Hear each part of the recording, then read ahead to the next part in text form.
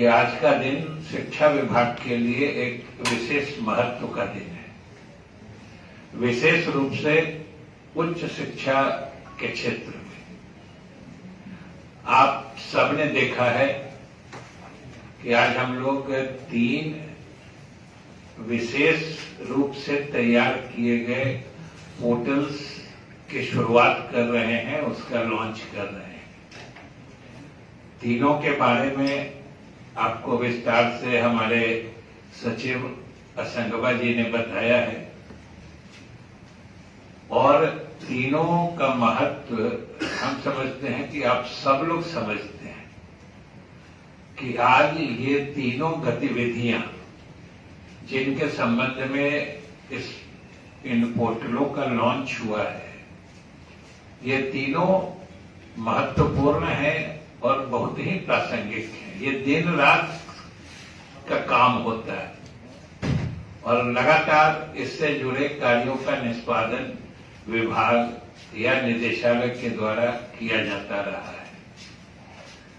और आप सबने महसूस किया होगा जब इसकी प्रस्तुति आपको बताई जा रही थी कि इन प्रक्रियाओं से जुड़े हुए तीनों पोर्टल आपके सामने आए हैं।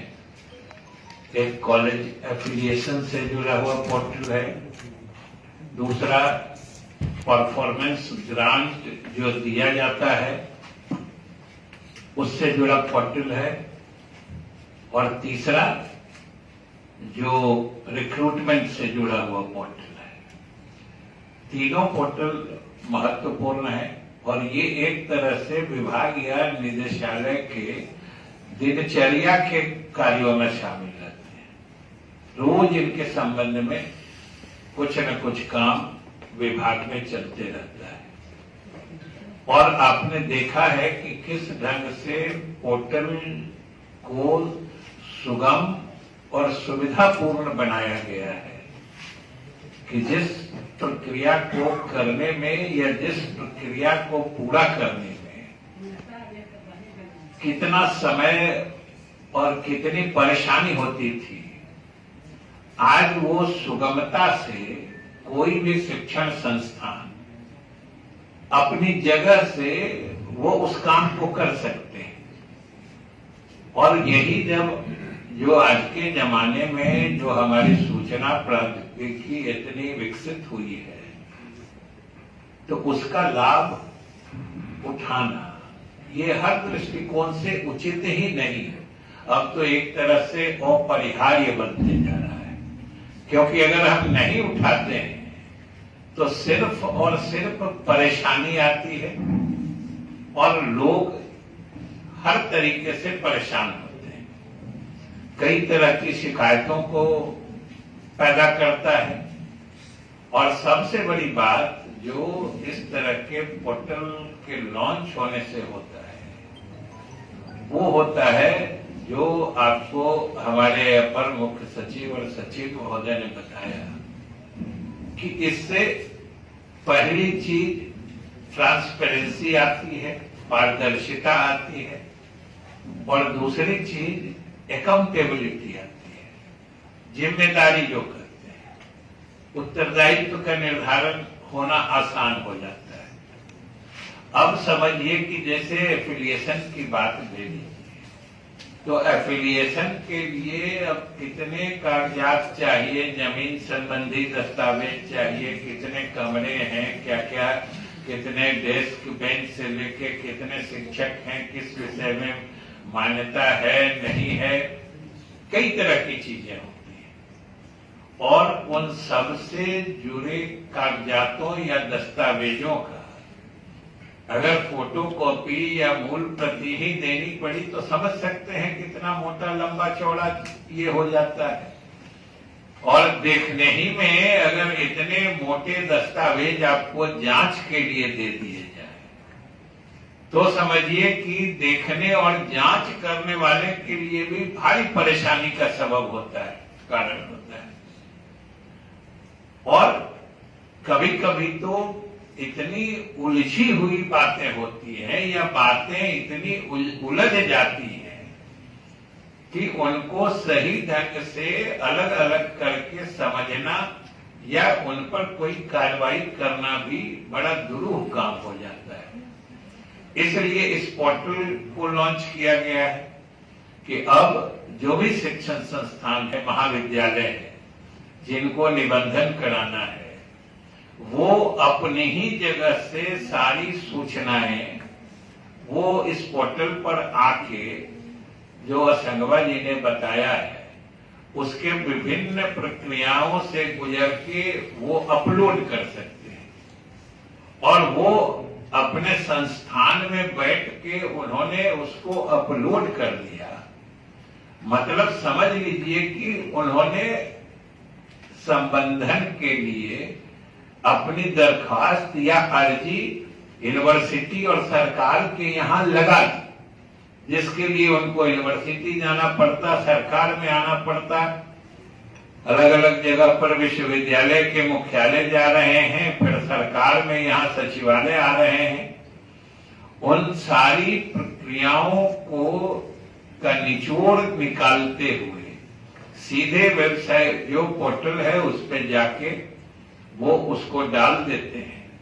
और संयोग से हमारे सभी कुलपतिगण भी जुड़े हुए हैं और कुल सचिव यहां मौजूद हैं। कॉलेज के डालते ही विश्वविद्यालयों को उन चीजों का स्वतः संज्ञान लेना है। ये विश्वविद्यालयों को नोट करने की बात है कि ये नहीं है कि अगर महाविद्यालय ने पोर्टल पे अपनी सूचना या अपनी सारी जो रिक्वायर्ड इंफॉर्मेशन है वो डाल दी है, तो फिर उस संस्थान का कोई आदमी फिर विश्वविद्यालय या सरकार के यहां संपर्क करे, उस भरोसे न विश्वविद्यालय को बैठना है, न सरकार को जिन चीजों को देखनी है उसके लिए इंतजार करना है। अगर कॉलेज ने डाल दिया इंफॉर्मेशन तो विश्वविद्यालय स्वतः संज्ञान लेगा और उन चीजों की स्क्रीनिंग, स्क्रूटनी या जो भी कहिए, संबंधित चीजों की जांच करके वो तिथियां भी बता दी गई हैं। 15 अक्टूबर तक कॉलेज को डालना है, फिर जो यूनिवर्सिटी के को सारी चीजों को देख के और दस्तावेज जांचने के भी कई तरीके होते हैं, कई मिजाज होते हैं जो मानसिकता करते हैं।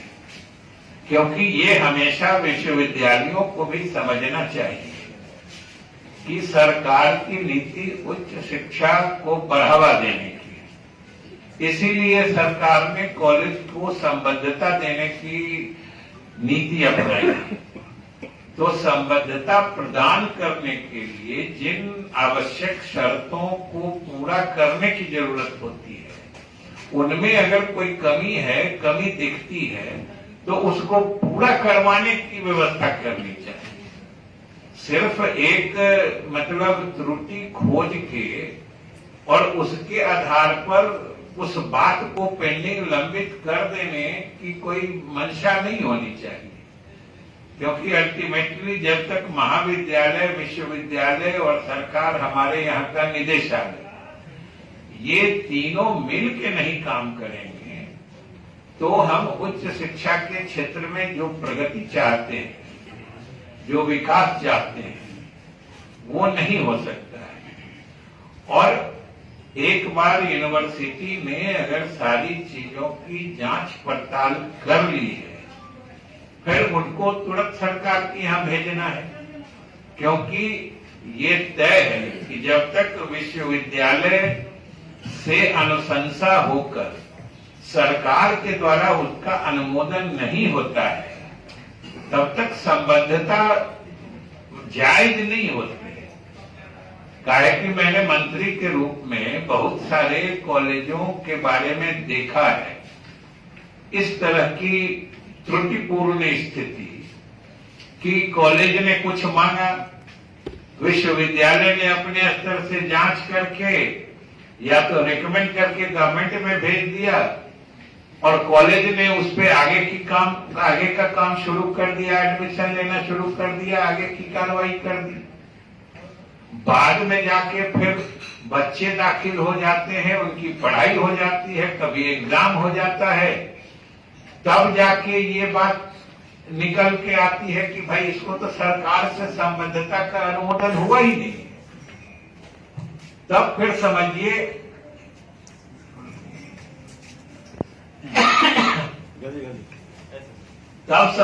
कि वो बीच में आप सब समझते हैं कि कितनी दुखद स्थिति होती है कि सरकार के यहां से संबद्धता मिली नहीं, विश्वविद्यालय ने सिर्फ अनुशंसा की और महाविद्यालय के द्वारा नामांकन से लेकर पढ़ाई से लेकर परीक्षा की बात विश्वविद्यालय ने चूंकि अनुशंसा कर दिया, इसलिए विश्वविद्यालय भी परीक्षा लेना प्रारंभ कर देता है।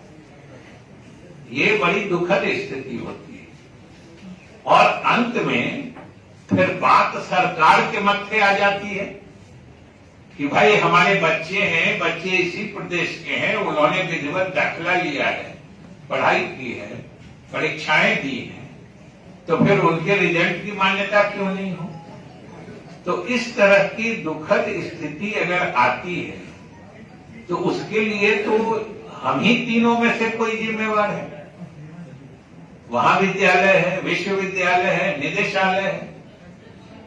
तो ये आपस में जब तक कोऑर्डिनेशन, और हम समझते हैं कि इस पूरे उच्च व्यवस्था प्रणाली या उच्च शिक्षा व्यवस्था की रीढ़ या धुरी विश्वविद्यालय, सबसे अहम भूमिका विश्वविद्यालयों की होती है, क्योंकि जांचना आप ही को है और जांच के आपको कॉलेज को भी महाविद्यालय को भी ये स्पष्ट संकेत और सूचना देनी है कि भाई हमने जांचा है, आपके कागजात सही हैं, आप संबंधन के हकदार हैं, हमने अनुशंसा करके सरकार में भेजी है और उसका अनुमोदन आते ही आप आगे की कार्रवाई करिए। जब तक सरकार से नहीं अनुमोदित होता है आपको आगे नहीं बढ़ना है कि आखिर ये कॉलेज को तो बताना होगा, नहीं तो अंत में फिर कोई दुखद स्थिति उत्पन्न होती है और पूरे सरकार के लिए सिरदर्द बनता है। जो आ जाता है कि बच्चों का भविष्य का बात है, बच्चों के भाग्य की बात है और अंत में अनियमित कार्य करने के लिए हम सब लोग बाध्य होते हैं। तो आखिर शुरू से ये अस्पष्टता क्यों नहीं होती है? सरकार तो अपनी बात विश्वविद्यालयों को कहती है, लेकिन ये कर्तव्य या ड्यूटी तो विश्वविद्यालयों को है कि वो सरकार के द्वारा निर्धारित सभी चीजों, नियमों या जो भी तरीके हैं उसकी विधिवत सूचना महाविद्यालयों को दे और उसी हिसाब से कॉलेज में विश्वविद्यालय काम करे। नहीं तो कभी देखते हैं किसी पढ़ाई के बारे में होता है, किसी विषय का विश्वविद्यालय ने दे दिया, किसी में अपने स्तर से दे दिया, ने गवर्नमेंट में भेजा तो फिर वहां कॉलेज ने शुरू कर दिया बिना विधिवत अनुमोदन की। तो ये सब स्थिति आने से अनावश्यक तनाव भी होता है और परेशानी का भी आलम बनता है। इसलिए ये सब पोर्टल लॉन्च होने का या सरकार के द्वारा इसकी शुरुआत करने की जरूरत और प्रासंगिकता इस माने में अधिक है कि अब सब चीज सबके नजर में रहेगा। पोर्टल है तो कॉलेज ने कब डाला, यूनिवर्सिटी कब उसका प्रोसेसिंग कर रही है कि नहीं कर रही है, और इसमें भले हमारे कुल सचिवगण यहाँ पर हैं और शायद आप लोग का वर्कशॉप भी है, आज वर्कशॉप भी है। जितने तरह की आपकी जिज्ञासाएं हैं, आशंकाएं हैं या यहाँ तक कि सुझाव है, इसको और सुगम बनाने का हमारे कुलपति गण भी, सभी सम्मानित कुलपति भी सुन रहे हैं बातों को। आपको पूरे इस प्रणाली में जो भी कमियां लगे, जो भी आपके सुझाव हैं, इसको बेहतर बनाने के लिए वो आप अपने कुल सचिव यहाँ पे मौजूद हैं, उनके माध्यम से सरकार और निदेशालय को दे सकते हैं। ये तो हम लोगों ने सरकार की तरफ से या निदेशालय की तरफ से जितनी चीजों की सोच और कल्पना की जा सकती थी उन चीजों को समाहित करके बनाई गई है, लेकिन सुधार की तो हमेशा गुंजाइश होती है और सरकार निदेशालय हमेशा उसके लिए तत्पर रहेगा। हो सकता है कोई और बहुमूल्य इसमें कुछ एडिशन जो होता है, कुछ अतिरिक्त चीज आपके माध्यम से आ सकती है, कुल सचिव और कुलपति के माध्यम से, हम लोग उनको भी इसमें इनकॉर्पोरेट करेंगे। हमारी मंशा तो सिर्फ इतनी है कि ये पारदर्शी तरीके से बिना खास विलंब के और बिना किसी के परेशानी के जितना सुगम तरीके से इस कार्य को मिलके हम लोग संपादित कर सकें, हमारा मकसद यही है। और हमें पूरा भरोसा है कि जो पोर्टल का रूप हमने देखा है, जिन चीजों को बताया गया है, निश्चित रूप से यह अपने मकसद में सफल होगा। वैसे समय समय पर इसमें आवश्यक सुधार तो किए ही जा सकते हैं। दूसरा, अनुदान वाली बात है।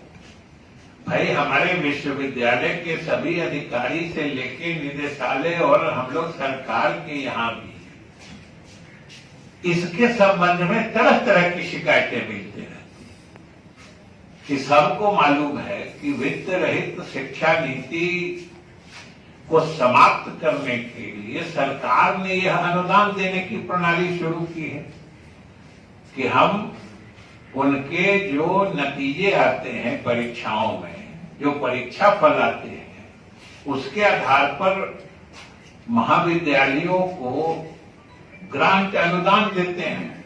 इसीलिए परफॉर्मेंस ग्रांट करते हैं कि जितना बढ़िया, और इसके पीछे मकसद है कि सभी महाविद्यालय का चाहे प्रबंधन हो या वहां काम करने वाले हमारे शिक्षकगण हो, सभी लोग उत्साह से काम करेंगे जिससे अधिक अनुदान पा सकें। और वह भी परीक्षा फल में श्रेणी आधारित है, जो फर्स्ट डिवीजन में कितने करेंगे तो कितना मिलेगा। इसलिए ये समझिए कि एक तरह से शिक्षा विभाग में जो दोहरी व्यवस्था वर्षों दशकों से चली आ रही थी, ये नीतीश कुमार की सरकार ने बहुत ही सोच समझ के वो समाप्त किया है। अब इसके सही रूप से क्रियान्वयन का दायित्व हम सब लोगों का है, विभाग का भी है, विश्वविद्यालय का भी है और महाविद्यालय का भी है। इसमें महाविद्यालय प्रबंधन की भूमिका भी बहुत महत्वपूर्ण है और उसका प्रशासकीय प्राधिकार होने के नाते यूनिवर्सिटी का रोल और ज्यादा इम्पोर्टेंट है कि भाई जो सरकार की मंशा है, और सरकार ने शुरू में ही कहा है कि ये जो भी हम ग्रांट देते हैं ये शिक्षकों और कर्मचारियों के लिए देते हैं, ये कॉलेज के विकास फंड के लिए नहीं जाता है। जो शिक्षक पढ़ाते हैं इसीलिए इसको रिजल्ट से जोड़ा गया है। शिक्षकों की मेहनत से ही रिजल्ट अच्छा होता है, छात्रों की अच्छी पढ़ाई से। तो ये जो वित्त रहित शिक्षा नीति समाप्त की गई है और एक अच्छा अनुदान की नीति चलाई गई है, इसको सफलता से लागू करना चाहिए। और इसमें दिक्कत क्या रही थी सब लोग जानते हैं, हमारे विश्वविद्यालय के अधिकारी भी जानते होंगे, हम लोग भी जान रहे हैं। कितनी जगह से शिकायतें आती हैं कि भाई कॉलेज प्रबंधन के द्वारा जो ग्रांट हम लोग देते हैं सही ढंग से वहां के शिक्षकों या शिक्षकेतर कर्मचारियों को नहीं दिए जाते हैं। ऐसी शिकायतें बार बार आ रही थी। इसलिए सरकार ने ये फैसला किया है कि हम जो ग्रांट देते हैं वो विश्वविद्यालय के माध्यम से देते हैं। विश्वविद्यालय महाविद्यालयों को देता है और महाविद्यालय जो अपने शिक्षक अथवा कर्मी को जो अनुदान की राशि वितरित करते हैं वो सीधे अब उनके अकाउंट में जाएंगे। जो आपको बताया जा चुका है कि उनके अकाउंट में ही आरटीजीएस से आपको पैसे देने। अब वो एक्विटेंस रोल पर या चेक के माध्यम से या किसी दूसरे व्यवस्था से हमारे महाविद्यालय के प्रबंधन को नहीं करना है। और यह चीज महाविद्यालय प्रशासन या महाविद्यालय प्रबंधन को अच्छे तरीके से समझा देने और लागू करने की जिम्मेवारी तो विश्वविद्यालयों की है। कुल सचिव यहाँ बैठे हैं, वीसी हमारे जुड़े हुए हैं, सुन रहे हैं कि महाविद्यालयों को तो साफ समझा देना होगा। जो अभी तक हुआ सो हुआ, अब बिना उनके खाते में सीधे पैसा भेजे, और इसीलिए पोर्टल का भी लॉन्च करने से उसमें मैंने उसको प्रभावकारी बनाने की बात है कि आप पैसा दीजिएगा वो यहां से दिखेगा, नहीं दीजिएगा फिर वो आपके विरुद्ध बात जाएगी। और हम लोगों ने ये स्पष्ट बता दिया है और हम सभी विश्वविद्यालय के प्रशासन से भी अनुरोध करते हैं कि इस बात को सीधे बता दें महाविद्यालयों कि इसमें कोई कॉम्प्रोमाइज नहीं हो सकता है। कि जब तक पहले तो हम लोगों ने यूटिलाइजेशन सर्टिफिकेट मांगा था, अब जब पोर्टल लॉन्च हो रहा है, आप पैसे दे रहे हैं, यहां से सब लोग देखेंगे, विश्वविद्यालय को देखना है। और जब तक ये नहीं होगा तब तक आप अगले अनुदान के हकदार नहीं होंगे, पात्र नहीं होंगे। यह बात विश्वविद्यालय प्रशासन को महाविद्यालयों को साफ बता देनी हो। उतना ही नहीं, जो हम लोगों ने विभाग की तरफ से सर्कुलर जारी कर दिया है कि सरकार के नियमावली के मुताबिक जो आपके आंतरिक संसाधन हैं, इंटरनल रिसोर्सेस हैं कॉलेजों के, उसका भी 70% सैलरी पर यानी शिक्षकों या शिक्षकेतर कर्मचारियों के वेतन आदि पर भुगतान करना है। आप 30% ही कॉलेज के विकास में लगा सकते हैं। इसके लिए भी आपको ऑडिटेड अकाउंट की प्रति जो पोर्टल पर भी डालना है, विश्वविद्यालय को भी भेजना है, सरकार को भी भेजना है। और इन दोनों शर्तों को अगर आप पूरा करते हैं, जो अनुदान की राशि आरटीजीएस से अकाउंट में देते हैं और अपने इंटरनल रिसोर्सेज का 70% आप सैलरी हेड में या कर्मचारियों को देते हैं, तभी आप किसी भी प्रकार के अनुदान की या सरकारी सुविधा के हकदार होंगे।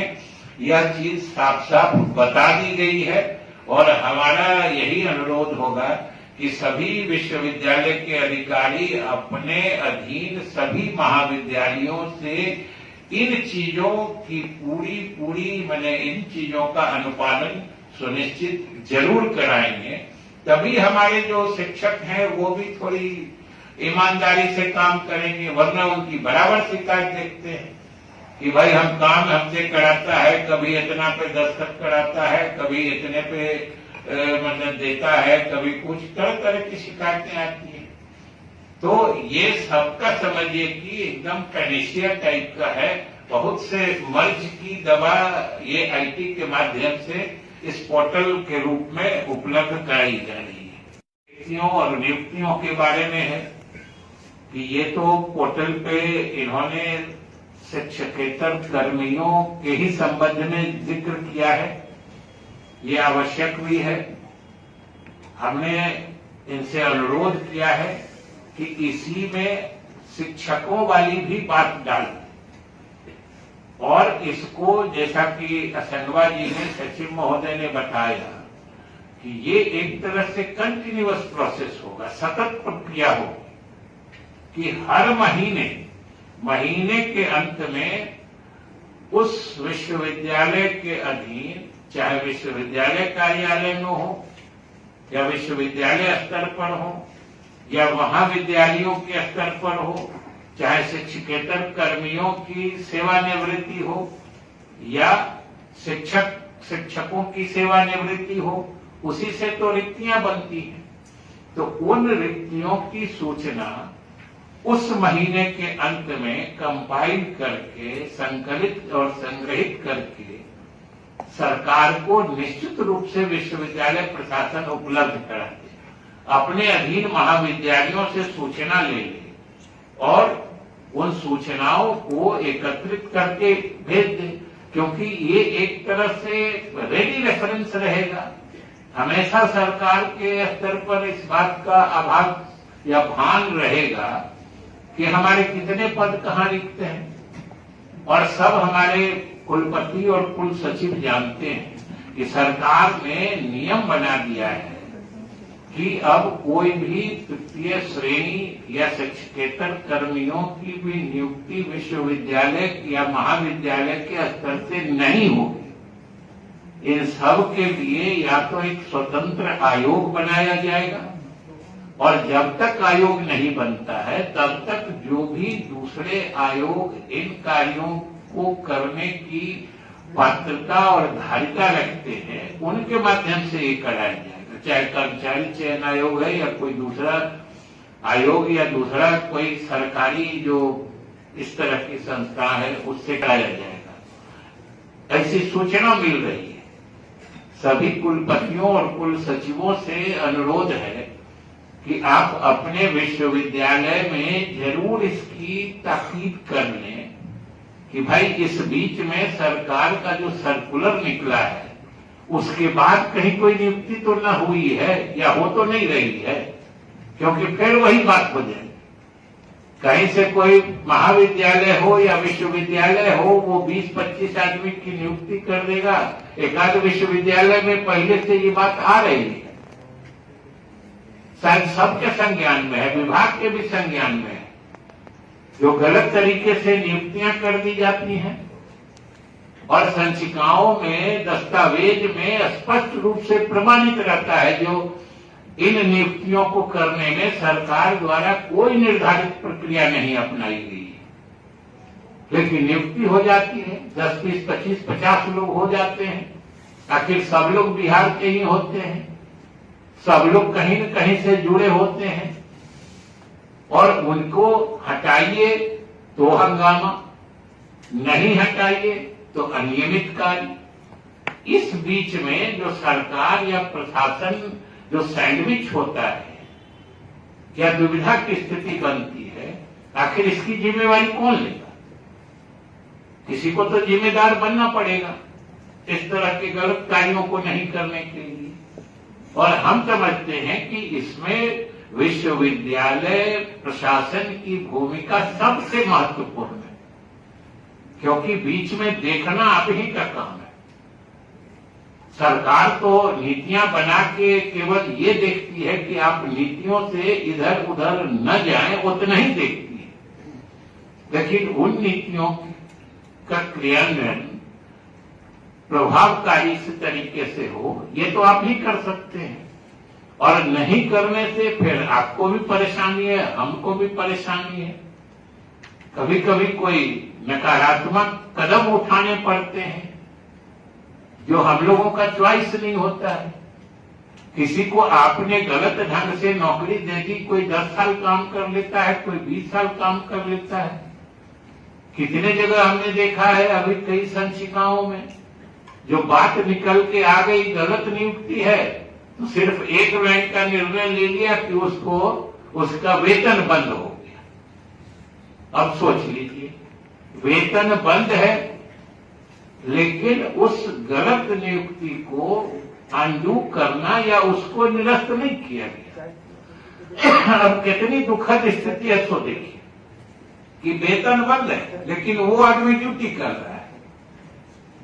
ये सब स्थिति मेरी समझ से अनजाने में नहीं हो सकती, और ये अंत में सरकार का सिरदर्द बनती है, जो बिल्कुल ही लाजमी नहीं है और ऐसा करना कभी उचित नहीं माना जा सकता है। और गलत नियुक्ति करना गलत है, बाद में डिटेक्ट हो जाए, बात सामने आ जाए कि गलत नियुक्ति है, तो सिर्फ तनख्वाह बंद करके उसको सर्विस में कंटिन्यू कराना, ये तो समझिए डबल फॉल्ट। ये और ज्यादा परेशानी है। कल हो के आप उसका कोर्ट में ग्राउंड बना रहे हैं, जो हमें तनख्वाह कहा, हमको हटाया नहीं, हम 10 साल से बिना तनख्वाह का काम कर रहे हैं।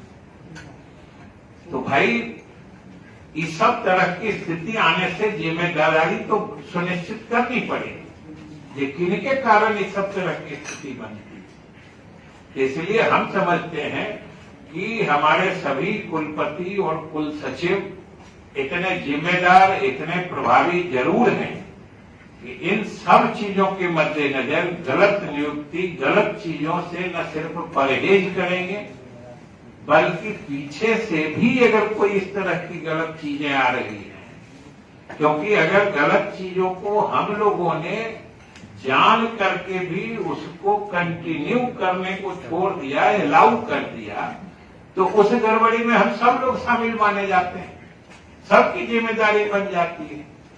तो हम कोई बहुत पीछे की जिम्मेदारी सुनिश्चित करके और फिर उन पर कार्रवाई दंडात्मक हो ही जाए, भले हम इसमें रुचि नहीं रखते हो, लेकिन भाई इतनी सरकार की मंशा और हम लोगों की रुचि जरूर है कि कोई गलत काम किसी कारण, किसी परिस्थिति से चला आ रहा है या हो रहा है, और हम और आप कन्विंस हैं कि ये बात गलत है, तो उसको कम से कम आगे तो किसी रूप में नहीं चलना चाहिए, क्योंकि अगर आगे चला तो फिर हम सबकी जिम्मेवारी है और वो सुनिश्चित की जाएगी। क्योंकि कभी कभी होता है कि भाई कोई गलत चीज है, कोई माफ कर देना, तो वो व्यक्तिगत रिश्ते में होता है कि कुछ हमसे हो जाए, आपसे हो जाए, चलो माफ किया, लेकिन सरकार के यहाँ तो नीति होती है कि गलत किए हैं तो उसकी सजा है, उसका दंड निर्धारित है, कौन दंड देगा ये भी निर्धारित है, और अगर गलत करने वाले को जिसको दंड देने का अधिकार है वो दंड नहीं देता है, तो बाद में जब जांच होती है तो जिसने दंड नहीं दिया उस पर भी कार्रवाई होती है। तो यहां तो सारी चीजें निर्धारित हैं। इसलिए हम यही कहेंगे कि जो शिक्षकेतर कर्मी हैं उनकी नियुक्ति महाविद्यालय, विश्वविद्यालय से नहीं होनी है। हम फिर दोहरा रहे हैं कि हमारे सभी कुलपति और कुल सचिव सरकार के सर्कुलर की तिथि देख लें, उसके बाद अपने यहाँ अपने अधीन महाविद्यालयों में जितनी नियुक्तियां हुई हैं उसकी समीक्षा कर लें, अगर कुछ गड़बड़ी है तो उसका निराकरण कर लें, वरना फिर बाद में सरकार के स्तर से कोई बात होती है, फिर उसके आयाम कई तरह के निकल जाते हैं, बदल जाते हैं।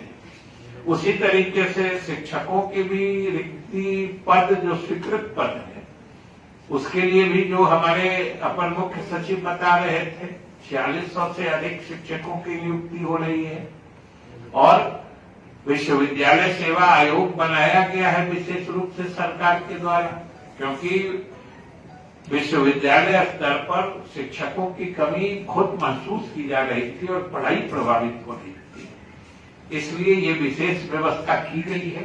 तो ये कारगर ढंग से चले और विश्वविद्यालयों के माध्यम से जो उच्च शिक्षा है बिहार में वो खूब मजबूत हो, वो जो एकदम योग्य शिक्षक छात्रों को बहुत ही कारगर और प्रभावकारी शिक्षा प्रदान करें, ये चीजें सुनिश्चित की जानी है। संजय जी ने आपको बताया है कि जो आपको इंफ्रास्ट्रक्चर है उसमें भी जो सपोर्ट होगा सरकार कर रही है। अभी कुछ कोरोना सब लोग जानते हैं, 1.5-2 वर्ष से कोरोना की बात सब लोगों को मालूम है, सरकार के भी राजस्व और संसाधन पर उसका गहरा प्रभाव पड़ा है।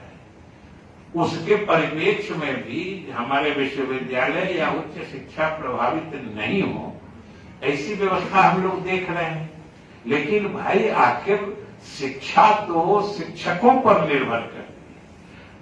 हमारे महाविद्यालय नियमित रूप से चल रहे हैं कि नहीं, कक्षाएं चल रही हैं कि नहीं, शिक्षकों की कमी है एक तरफ, लेकिन जितने शिक्षक हैं वे अपना 100% शिक्षा में या शिक्षा कार्य में लगा रहे हैं कि नहीं, ये देखना भी तो आखिर विश्वविद्यालय का काम है। और विश्वविद्यालयों में एक चीज जो हमको लगता है बिल्कुल धीरे धीरे कहिए कि वो यूज से मैंने बाहर हो रहा है, आउट ऑफ यूज, या वो परंपरा ही बंद होती जा रही है, वो है कॉलेज इंस्पेक्शन। हमारे महाविद्यालयों के निरीक्षण। और हमको याद है हम लोग पढ़ते थे कॉलेज में या उससे भी पहले, तो कॉलेज में भी अचानक से कभी कॉलेज इंस्पेक्टर आ गए, कभी वाइस चांसलर आ गए, कभी रजिस्ट्रार आ गए, किसी क्लास में बैठ गए, जो शिक्षक पढ़ा रहे हैं उनके पढ़ाई में दम है कि नहीं है वो भी देखते थे। लेकिन ये परंपरा जो बिल्कुल छूटती जा रही है, इसको भी बरकरार करने की जरूरत है। और हम समझते हैं कि सभी हमारे विश्वविद्यालय के पदाधिकारी सक्षम हैं और इसको कर सकते हैं। तभी उच्च शिक्षा के क्षेत्र में जो हमारे मुख्यमंत्री नीतीश कुमार जी का भी जो सपना है GER बढ़ाने का और छात्रों का भविष्य उज्जवल करने का, हम अपने मकसद में कामयाब होंगे।